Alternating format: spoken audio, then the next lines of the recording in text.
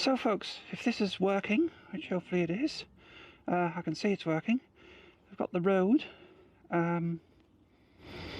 wireless Go, which I'm going to pop in my lapel pocket once I've wired it up and hopefully hide it out of the way.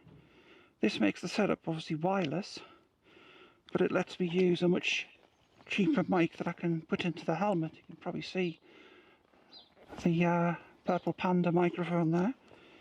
So I can push all of this in here.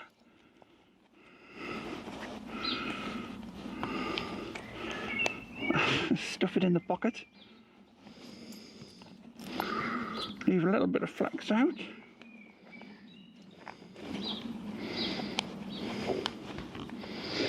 Again, get this fastened up. So folks, I'm just going to close the visor to try and reduce the wind noise a little bit.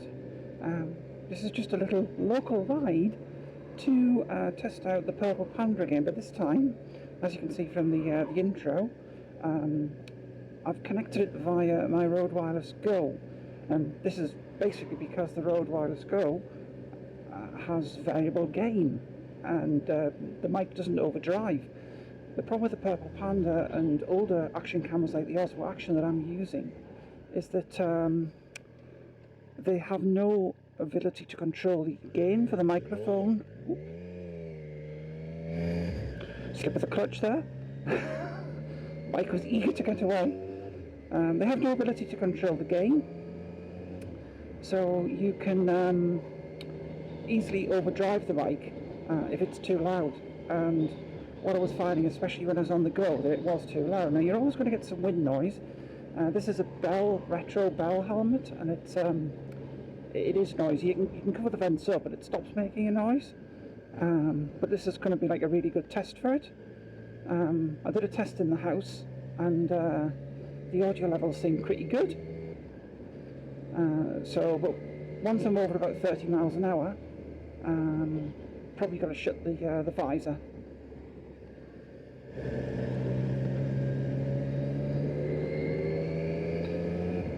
So off a little trip down to the seaside, and a place called Blythe, which is an old northeast seaport, home to Blythe Battery actually, which is a wartime battery. Two naval guns facing out to see if there was any invasions in World War II. I don't think it dates back earlier than World War II, but it's actually open as a museum and you can go in there. And I'm sure I've got a few pictures that I've taken over the years because I've visited it many times.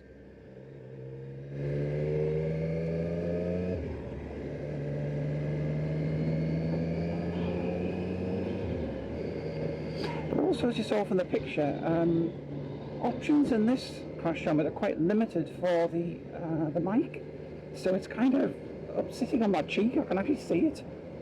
It doesn't really block the view because this visor's got such a good view that it's not really a problem. But I only ever intended this crash helmet for like shorter rides because it's because of the noise problems. I mean, I was kind of warned about this when I bought it, but there aren't many retro options on the market that I could find that were relatively affordable. So this one's called the Bell Bullet, and they're about £300 to £400, which sounds like a lot of money. It is a lot of money, but it's not a lot of money for a crash helmet.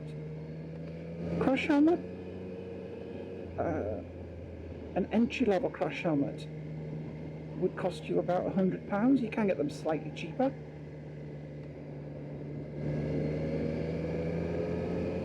But what you've got to remember is you're protecting your head, and this actually doesn't have such fantastic protection. It's weaker on the sides because it's obviously a smaller helmet and it's got less space for the protection and the padding to go in there. So it's actually slightly less protection on the sides than my Carberg Duke. But I do need to get a new touring helmet because my Carberg Duke is actually 10 years old this year. Didn't realise I bought it sorry, it's 9 years old, it's 10 years old next year, and helmets don't last forever.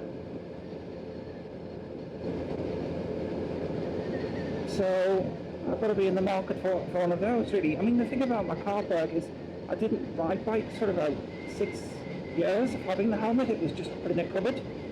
So it's supposed to be sunlight that degrades them. So because I haven't used that helmet, it's actually immaculate. It's hardly been used. It was used for a couple of tours. So I'm kind of half inclined to, is it okay? Or has it degraded? It's a 9-year-old crash helmet. Should it get replaced? Now we're going about 40 miles an hour here. So see what the wind noise is like. I'm not seeing too much movement on the wind muff on the microphone because I can actually see it. But I'm hoping this works out. If you're watching this on YouTube, it worked out. Because obviously I won't put it up if it doesn't work out.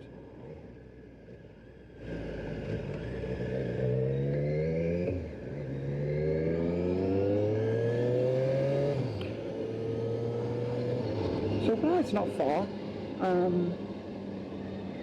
It's about 5 miles. And it's got a nice little collection of coastal amenities, including car park, a Greg's, and more importantly, a little cafe that sells cakes and hot chocolate, and also a chip shop that sells some fantastic ice cream.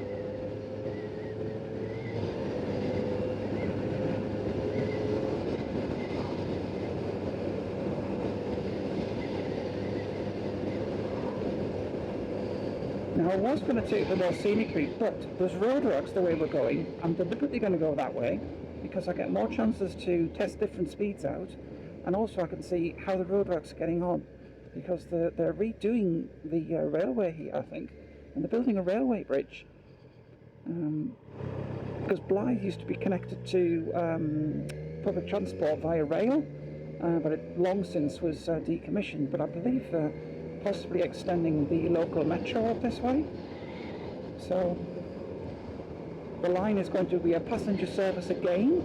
So because of the regularity of trains, the level crossing wouldn't be very practical. So they're having to actually redesign it all. And you'll see as we're going to come up to it very shortly. You'll see what's going on. Anyway, we're on a 50-mile-an-hour bit of road here.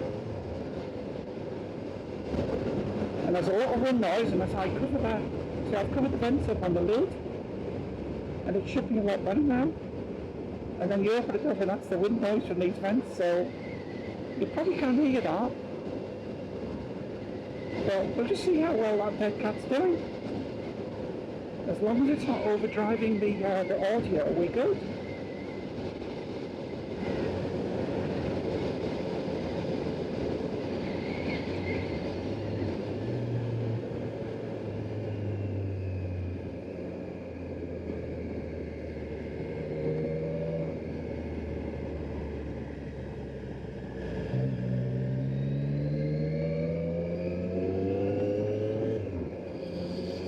Now if you watched my last Natalie sofa video, I'll link that in the description. I did talk a little bit about the Insta360 X4 again, because as you can see at the minute I'm quite limited with a single action camera. I can only get one perspective, and the most logical one is forwards rather than looking up. But I am hoping to get one of these Insta360s now I've sorted out the audio issues, although I do believe the Insta360 is pretty good, like a nod, in the respects of audio gain, but I'm still researching it, so hopefully it's pretty good in that respect. Oh, here we go. Wow, there's a lot changed here, but we're not going up, but you'll see as we go past the bridge we're talking about. So some serious road happening changes going on here. Nice twisty. An urban twisty. So, oh, yeah, so we've got the sort of swerve in the road and then to the roundabout. But at least the traffic is flowing now. So you can see over there, you'll probably see as I go by, when I swing round here, watch as I swing round, you'll see the bridge now. That is where the road's going to go, and this is the level crossing I was talking about. So in effect, they won't be using this anymore, which makes sense for more bikes. But actually, the traffic management down here is not too bad now. There were temporary traffic lights, but I'm wondering if they've gone. Oh, another roundabout. So this will probably be the main roundabout for the flyover. So yeah, it's going to have like an urban flyover. Oh, go around that massive crater.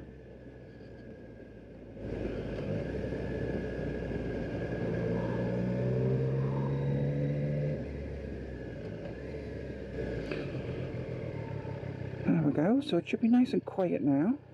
And let's get some audio with the lid up. So you should see quite a difference in the change with the lids up. You should hear, so the idea is to hear a little bit of the engine noise coming through, not too much of the wind, to try and mitigate that.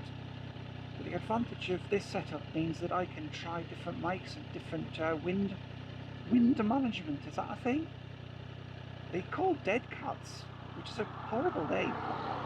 That's the wind buff that goes over the microphone. Is actually one of the trade name is a dead cat. So this is with the lid open. So the wind noise will be coming in over the microphone now, and then I'm going to drop the visor down, and we should be able to hear a lot more of what's going on. But I just wanted to give you as much variable traffic as possible. Now, generally speaking, I think, you know, motovlogging when you're on a motorway or a fast 60 mile an hour road is really, really difficult. The wind noise is just phenomenal. But when you're just pottering around and taking in the scenery around you, and nodding at other bikers, then it's perfect.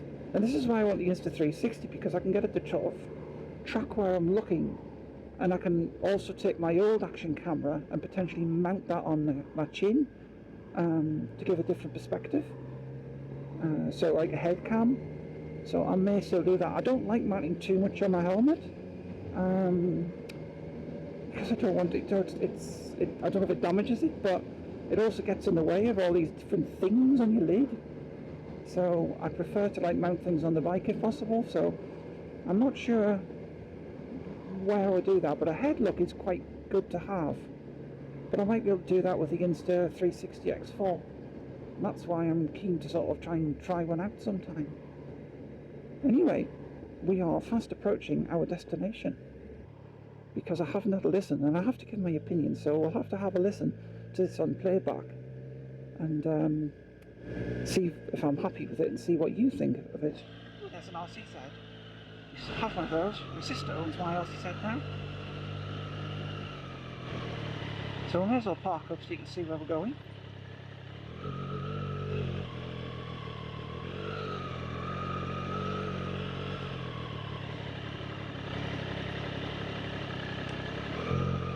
It's busy.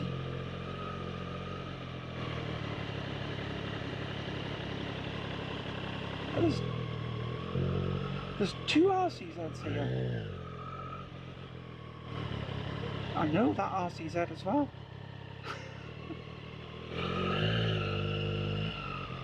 Oh, it's a sale.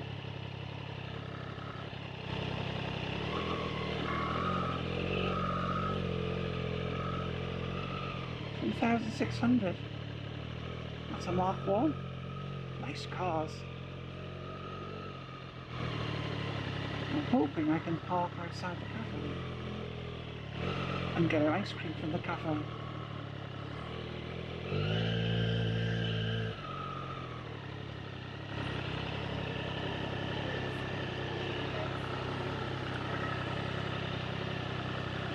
Right, I'm off for an ice cream. So it's quite a big ice cream. It's got 3 scoops. But yeah, I've got the mic still on the lid, so I've got to hold the lid up. Oh, it's fallen off. I better go. We'll do some testing when we get back, see what the audio was like. Surely, I'm going to enjoy this. So folks, back from a little ride out, and got some thoughts on the results of using the DJI Wireless Go with a Purple Panda mic. There are still problems with the audio, it's still peaking, it's quite difficult to get this sorted out, but I was watching a video by Teapot1 who was talking about how to record your Cardo. Was talking about you can get these mic attenuator cables. Now I've kind of got one of those, it's a variable volume control. This is the last thing I'm going to try, but the one I've got was cheap and it adds quite a bit of noise. I reckon I can remove the noise, but it is a hassle to have to remove the noise every time. But I didn't know you could just buy these like a minus 20 dB attenuated cable. They're very hard to get though. They're only available in America, it would seem, so I've got to see if I can find a specialist audio supplier who can get a hold of these attenuated cables, because I think if I can attenuate the audio down, then it'll work. So the variable attenuators I've got were dead cheap, £5 or £6 each. I think they're worth trying, because even if there's a hiss in the background, but there's no peaking in the noise and it's not overdriving, then we've kind of got a result, and it kind of justifies spending £25 on one of these attenuated cables. Might take a few weeks to get one, which is a bit of a hassle, but I did try with the variable attenuator. I've got the cheap one, and with a lot of effort, a hell of a lot of effort, I was able to remove most of the noise, and a little bit of background hiss is probably going to be acceptable versus the peaking where the audio just cuts out. Seems to be a common thing though. I've been watching a lot of motovloggers, so I'll get there. Anyway, I hope you enjoyed the video. I hope you found it legible. Please do discuss in the comments, especially if you're a motovlogger yourself or you've recorded audio, because this is a bit of a learning exercise for me, getting audio right, and in very, very challenging situations, which is the amount of wind noise you get in a crash helmet. And I've got a very noisy crash helmet as well, so I think that's making it even harder. Anyway, I'll catch you all later, folks. Bye.